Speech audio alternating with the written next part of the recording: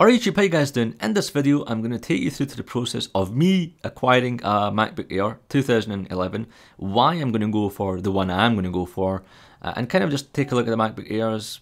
Of course, new Mac Minis were released today, the MacBook Airs were released today, my phone is going off, the white polycarbonate MacBooks were discontinued, so the average Joe can't buy it from the retail stores or the online stores. The only way you can get it is through the refurbished store, or if you buy it from eBay or Gumtree.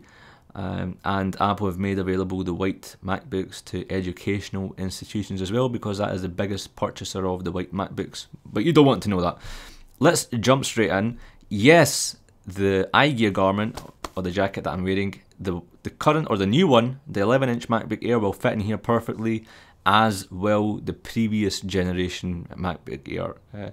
11 inches will fit in this bad boy, no problem. Hence why I've got the website loaded up. But let's go in here. It's nice to see kind of more of a change from the purplish, the pinkish, to a bluish. You know, the MacBook used to be in this position, but the MacBook Air has indeed shown up, and the rumours were correct. We have seen the MacBook Air disappear. The new, faster MacBook Air. Yes, this is what we have always been waiting for. Let's see, educational pricing. Nope, we are just going to go straight into let's go into design. Design is the same. They've got the new processors, you've got the backlit keyboard and all the MacBook Airs, which is what we always wanted, and it's kind of a shame how they kind of take it away and then bring it back thinking it's a new feature. No sir, that is not a new feature. That is just you kind of, you know, just bringing back old technology and saying wow, this is new. Well, it's not really. Thin, light, durable, thank you, flash storage, amazing, that is great. Multi-touch, we had this in the current, oh geez, the backlit keyboard. I think I may need a towel at this point. Let me see if there's one lying around. Yeah, a battery that can last you through a month. Here's the thing that I want to see, you know, with the inclusion of a backlit keyboard, is that going to drain my battery a lot? Well, that is one of the reasons it does on the MacBook Pro, and one of the reasons why they took it out of the 13-inch MacBook Airs and the 11-inch MacBook Airs in 2010. Was that why they never included it in the previous refresh, because it took too much battery life away? Have they put new batteries in the new versions, and hence why they've just brought it back? I'm not sure, but I will be testing it, rest assured. Beauty, okay, and line I think is pre-installed. Nevertheless, it should be free, or a disk, or I say a disk, it doesn't accept a disk. A USB drive should be enclosed by now. This is what I have been waiting for. Select a MacBook Air, okay. Let's see what's on offer. I know briefly, the low-end 11-inch 64 gigs of RAM, 64, imagine 64 gigs of RAM, but 64 gigs of flash storage, for me it's not enough. For you it might be, and the reason I've been using this MacBook Air, which I'm recording from now, for the past couple of months. I got it in October, September-ish, I can't remember. But memory or storage is just fine. 128 GB for me is fine, and that is after, you know, editing all these movies, as you can see. So this is what I primarily use for the MacBook Air, just editing videos, do voiceovers, and here's a commentary I've just finished doing. And by the time this exports and saves it onto the hard drive, and because it saves it into a project in iMovie folder, that does take up quite a bit of space, and so I've got to kind of delete them after a few weeks. But I can imagine me struggling with a 64 gig hard drive. 11-inch screen. Now that I am in this beautiful iGear HQ, the bigger the size, the better for me. So a 13-inch is what I'm going to go for, and ideally going to get a display. I think just have a display right beside it. That would be an absolutely beast. And no, I'm not buying the Thunderbolt display. It's just not priced correctly in the UK. I'm sorry to say, it's the same price as a MacBook Air, which is ridiculous. But okay, the low end, you know, might be alright for some of you guys, each to their own. The price has dropped. The price of the MacBook Air has dropped £30. It used to be the $879 for the 11-inch, so it's good to see they are dropping the prices. And for that fact, they've also dropped the prices of the Mac Mini, which is here. That was a ridiculous, if you don't mind me saying, price here in the UK. It's a fair price in the United States. It's a fair price in Hong Kong. Great. I would get one if I were there, but I would not purchase one from the UK simply because of the price. Not going to go with the higher end 11-inch either because screen size is small. The clock speed 1.6 was fine. I wouldn't mind that, but it's just the screen size. And wow, we've still got 2 gigs of RAM in the low end one. Yikes. No. And one thing to note here is they're all using Intel HD Graphics 3000, and kind of the positive thing is if you've been holding it for a MacBook Air for a long time, they're all being dispatched within 24 hours. So the MacBook Air, which I'm going to go for, is the 13-inch 128. The storage is fine, the size is fine. There's no difference in the processor or the clock speeds between these two machines. 4 gigs of RAM. It's a shame. I would have liked the option of up to 8 gig. Okay, give us 4 gig, but give us the option of upgrading to 8. And especially now that you've taken the MacBook, aside, the MacBook was upgradable. But it would have just been nice to have that upgrade option, because 4, especially if you're keeping your machine for more than a year or two, it just would have been nice to upgrade, in my opinion. 128 is fine, the storage is fine, and I believe you can upgrade the processors as well. So let's see if we click on select, because this is the one I'm going for. Can we upgrade? Okay, we can't upgrade this one. Let's go back and let's go into the higher end one and see if we can upgrade the processor on this one. There we go. Core i7 1.8 gigahertz, £100. But it's only 0.1 gigahertz. That is that really going to affect what I'm going to do? So the primary thing that I do is, and I use my MacBook Air every single day like I am right now, it's going to be used for video work and just my general use, music, watching YouTube videos, emails, iWork, playing the odd game, nothing hardcore, just Angry Birds or whatever's in my dock. Oh wow, Lion comes pre-installed with uTorrent. Thanks for that, that's quite nice. Final Cut Pro, I've got it installed. I haven't really used it on the MacBook Air, to be honest, too much. I've never used it on the MacBook Air. I've just got it because I've got it on my iMac, which I bought legally, of course. But I'm not going to go for this one. I can't see me spending £100 on this, to be honest, for an upgraded processor. Let's go on to this one.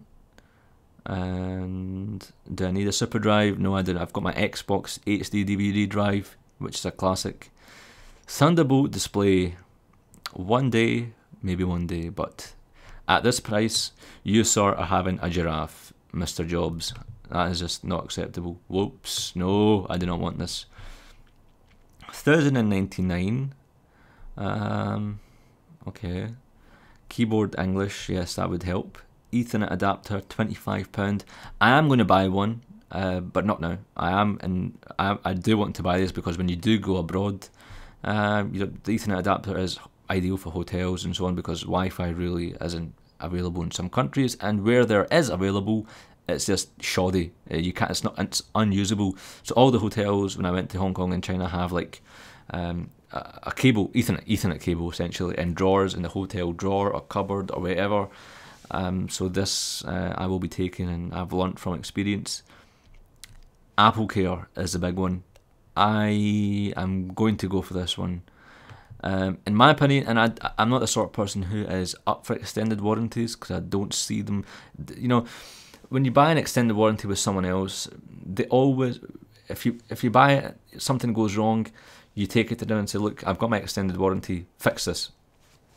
They'll say, well, our clause 4.1 says we don't cover this. So essentially, you've paid for extended warranty and then they don't honour it because it's not written in their clause. So you're just paying for something essentially, and they give you a huge long ass contract to read and no one reads it. It just never happens. You just sign at the end of it thinking you'll get this magical service. But with Apple Care, from experience, it helps. It is very good compared to other extended warranties or other covers, shall I say. They're quite prompt, and I'm up for that. I like that. So I am going to be going for it, especially those of you saying, well, why are you getting it when you always get new Macs anyway, which is kind of a fair comment. I upgrade about once, you know, on a yearly basis, or I like to anyway. So when I sell my Mac, I've still got that value. You know, I've got that kind of extra unique point. So some people might not go for AppleCare, but if I've got it year down the line, I've still got 2 years for the new buyer, which I can charge. I can kind of make up for that price. So even if I don't sell it, I'm not regretting not getting it. But if I do sell it then year down the line, I've got that 2 years of AppleCare protection plan on the system for the new buyer, which I can mention in the eBay listing or Gumtree listing or whatever, and then I can kind of raise the price up a bit so it kind of makes up for it, if that makes sense. 1-to-1 for noobs, not for me. Mini display adapter. I'm not sure because I've got a care package sitting here. I believe one of the companies has sent me one, so I'm going to hold off on this one here, and it's lying here. Trust me, I'm not just making it up. Dual link, nope. VGA adapter, airline power adapter. Bloody hell, £29 for an adapter. Wow. Thunderbolt cable is £40. The Thunderbolt cable is £39, whereas this jacket is £59. Go figure. External Thunderbolt storage, only starting at £769. Doesn't everyone nowadays carry that much amount in their pockets? But yet, not for me. And the printer, let's see what offers they have on the printers. What offers they have. And no, I've already got a printer. I'm not really going to get a printer. 1300 is my final. Let's add this to the basket. And boom, there we go. All showing up. AppleCare, auto enroll, 1300. Do I want to buy a Paul Smith envelope? Nope, I do not want to buy you, sir. But guys, I'm going to check out. Of course, you would love to see me entering my credit card details live on screen, and love to see, you know, everything associated with my bank transactions and so on. I know you guys would. But that is it. Leave it in the comments if you're going to be buying a MacBook Air, which one and why are you going to be buying it. I will be doing tons and tons and tons of footage on this new MacBook Air 13-inch. So if you're not sure, you know, don't buy it. Don't buy it yet. Let other people test it out. I'm not saying wait for me to test it. Wait for just general, you know, search on YouTube, search reviews on, you know, 9to5Mac or Mac Rumors or whatever website is your favourite website. You don't have to watch me. But wait for the benchmarks to come out. Wait for the reviews to come out. There's some new things that have been added into the MacBook Air, for example, sandybridge processors, Thunderbolt ports, Bluetooth 4.0, which increases the kind of speed, and it's kind of better for upcoming peripherals. We don't know yet whether the new MacBook Airs also have a better Wi-Fi kind of card or chip. You guys would remember the MacBook Pro and iMac when they were released this year. They had a new Wi-Fi chip which essentially makes it a bit more faster. I really hope the MacBook Airs have it. Of course, sites like iFixit.com will be kind of tearing it apart in the next few hours, and only then will we find out. But guys, stay tuned for the footage, gameplays, comparisons, reviews, tests. Let me know what you want to see so I can make a list up and, you know, have my day set out for that day when this arrives, which will hopefully be tomorrow. It does say 24-hour shipping. I better get on, because if I don't, then I won't get this week. Guys, just before I go, this is indeed the 11-inch MacBook Air 2010 or the 2011 version. In terms of, you know, size, physical, external changes, there are none between 2010 2011. You guys hopefully know this by now, but just want to show that it is indeed compatible with the iGear jacket, which will securely hold it, and, you know, you can take it back with you wherever you're going, and then just whack it in and nicely just boom. Then once it's in, you can boom. Guys, that's it for this video. Thanks for watching, and I will, as always, see you guys in another life. Cheers.